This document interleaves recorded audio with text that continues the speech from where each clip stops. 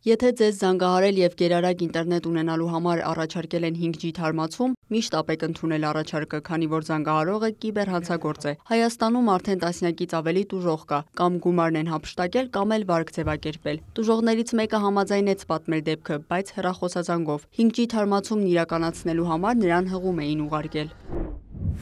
Կապել եմ այդ սիլկային ու դրանից հետո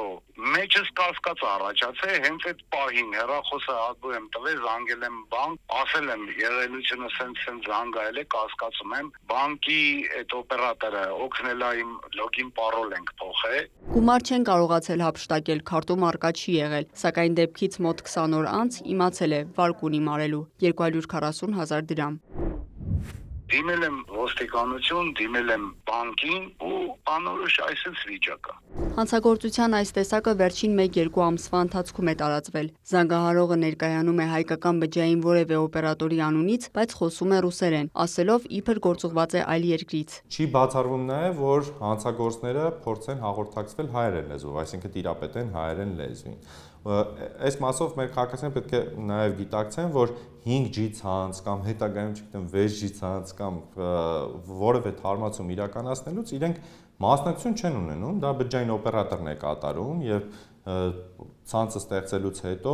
արդեն մեր բջջային հեռախոսները, եթե ունեն այդ հնարավորությունը, կարողանում են դառնալ այդ ցանցի մի մասնիկը։ Իսկ երբ զանգահարողը առաջարկում է փորձի համար տեղադրել ծրագիր ուղարկելով համապատասխան հղում, մուտք գործելով հասանելիություն է տրվում հանցագործին։ Հանցագործները ամբողջապես հասանելիություն են ստանում քաղաքացիների բջջային հեռախոսներին եւ հասանելիություն ստանալուց հետո իրականացնում են ֆինանսական գործակներ, այսինքն եթե բջջային հեռախոսում առկա է որևէ բանկային հավելված,